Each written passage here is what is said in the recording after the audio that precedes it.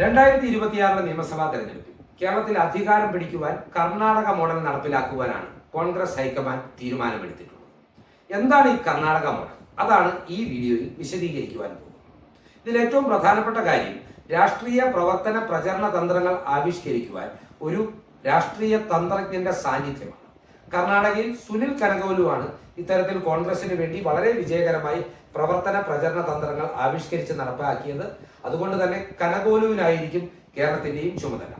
ഇത്തരത്തിലുള്ള പ്രവർത്തനങ്ങൾ ഏകീകരിക്കുവാൻ വേണ്ടി KPCC ആസ്ഥാനത്ത് ഒരു വാർ റൂം സജ്ജമാക്കും എന്നാണ് ഇപ്പോൾ ലഭിക്കുന്ന വിവരം. കനകോലുവും ടീമും തന്നെയായിരിക്കും ഈ വാർ റൂമിന്റെ ചുമതലക്കാർ. ഇവർ നൽകുന്ന നിർദ്ദേശങ്ങൾക്കനുസരിച്ചായിരിക്കും സംസ്ഥാനത്തെ എല്ലാ കോൺഗ്രസ് പ്രവർത്തകരും നേതാക്കളും ഇനി മുതൽ തങ്ങളുടെ രാഷ്ട്രീയവുമായി മുന്നോട്ട് നീങ്ങുന്നത്. ഇനിയൊരു വിഷയം എന്ന് പറയുന്നത് നേതൃനിരയിലുള്ള മൂപ്പിളമ തർക്കം അവസാനിപ്പിക്കുക എന്നുള്ളതാണ്. കർണാടകയിൽ സിദ്ധരാമയ്യയും DK ശിവകുമാറും തമ്മിൽ ആരാകും മുഖ്യമന്ത്രിയാകുന്നത് എന്നതിനെ ചൊല്ലി തെരഞ്ഞെടുപ്പിന് മുന്നേ തന്നെ തർക്കങ്ങൾ നിലനിന്നിരുന്നു. എന്നാൽ ഇതെല്ലാം പറഞ്ഞവസാനിപ്പിച്ച് ഒറ്റക്കെട്ടായി നീങ്ങുവാനുള്ള നിർദ്ദേശം നൽകുകയും തെരഞ്ഞെടുപ്പ് വിജയിച്ച ശേഷം ഹൈക്കമാൻഡ് മുഖ്യമന്ത്രിയെ നിർദ്ദേശിക്കുമെന്ന തീരുമാനവുമാണ് കർണാടകയിൽ നടപ്പിലാക്കിയത്. അതേ രീതിയിൽ ഇവിടെ രമേശ് ചെന്നിത്തലയും VD സതീശനും തമ്മിലുള്ള തർക്കങ്ങൾ പറഞ്ഞവസാനിപ്പിച്ച് ഒറ്റക്കെട്ടായി മുന്നോട്ട് നീങ്ങുവാനുള്ള നിർദ്ദേശം നൽകുകയും തെരഞ്ഞെടുപ്പിന് ശേഷം ഹൈക്കമാൻഡ് മുഖ്യമന്ത്രിയെ നിർദ്ദേശിക്കും എന്ന ഫോർമുല ഉരുത്തിരിയുകയും ചെയ്യുമെന്ന് തന്നെയാണ് വിശ്വസിക്കപ്പെടുന്നത്. ഇനി ഒരു പ്രധാനപ്പെട്ട ഘടകം എന്ന് പറയുന്നത് ഒരു തെരഞ്ഞെടുപ്പ് പ്രകടന പത്രികയാണ്, ഒരു മാനിഫെസ്റ്റോ. കർണാടകയിൽ ജനക്ഷേമകരമായ ജനങ്ങളുടെ ജീവിതത്തെ നേരിട്ട് സ്വാധീനിക്കുന്ന 5 ഗ്യാരണ്ടികളുമായിട്ടാണ് കോൺഗ്രസ് തെരഞ്ഞെടുപ്പിനെ നേരിട്ടത്. 200 യൂണിറ്റ് സൗജന്യ വൈദ്യുതി, എല്ലാ വീട്ടമ്മമാർക്കും പ്രതിമാസം 2000 രൂപ, അഭ്യസ്ത വിദ്യരായ തൊഴിൽ രഹിതർക്ക് പ്രതിമാസം 3000 രൂപ, എല്ലാ വീട്ടമ്മമാർക്കും പൊതുഗതാഗത സൗകര്യങ്ങൾ സൗജന്യമാക്കി കൊടുക്കുക, എല്ലാ BPL കുടുംബാംഗങ്ങൾക്കും 10 കിലോ സൗജന്യ അരി നൽകുക.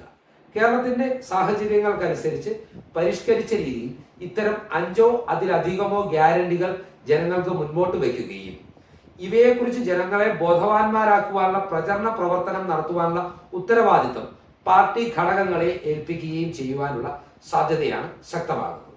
മറ്റൊരു പ്രധാനപ്പെട്ട വിഷയം ഓരോ നിയോജക മണ്ഡലങ്ങളും കേന്ദ്രീകരിച്ച് അവിടുത്തെ പ്രാദേശിക വിഷയങ്ങൾ ഉയർത്തിക്കാട്ടി സമരവും രാഷ്ട്രീയ പ്രചരണവും ആവിഷ്കരിക്കുന്നു എന്നുള്ളതാണ്. ഇതിനുവേണ്ടി മുന്നിൽ നിർത്താൻ പോകുന്നത് അതാത് മണ്ഡലങ്ങളിൽ കോൺഗ്രസ് കണ്ടെത്തിയിട്ടുള്ള സ്ഥാനാർത്ഥികളെ തന്നെയാവും. ഘടകകക്ഷികളാണെങ്കിൽ അവരുടെ സ്ഥാനാർത്ഥികളെ.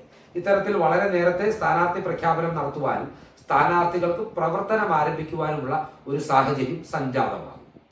ഇതുവരെ കേരളം കണ്ടിട്ടുള്ളതിൽ നിന്ന് വളരെ വ്യത്യസ്തമായി സീറ്റുകളുടെ എണ്ണം ലക്ഷ്യമാക്കിയാവില്ല, വോട്ടിംഗ് ശതമാനം ലക്ഷ്യമാക്കിയാകും കർണാടക മോഡലിൽ കേരളത്തിലും കോൺഗ്രസിന്റെ പ്രവർത്തനങ്ങൾ ഇനി ആവിഷ്കരിക്കുക. അതുകൊണ്ട് തന്നെ കാലങ്ങളായി നഷ്ടപ്പെട്ടു പോയ വോട്ട് ബാങ്കുകളെ അടുപ്പിക്കുവാനും മറ്റു പാർട്ടികളുടെ വോട്ട് ബാങ്കുകളിൽ ചോർച്ചയുണ്ടാക്കുവാനുമുള്ള പ്രചരണ പ്രവർത്തന തന്ത്രങ്ങൾ ആവിഷ്കരിക്കപ്പെടുകയും നടപ്പാക്കപ്പെടുകയും ചെയ്യും.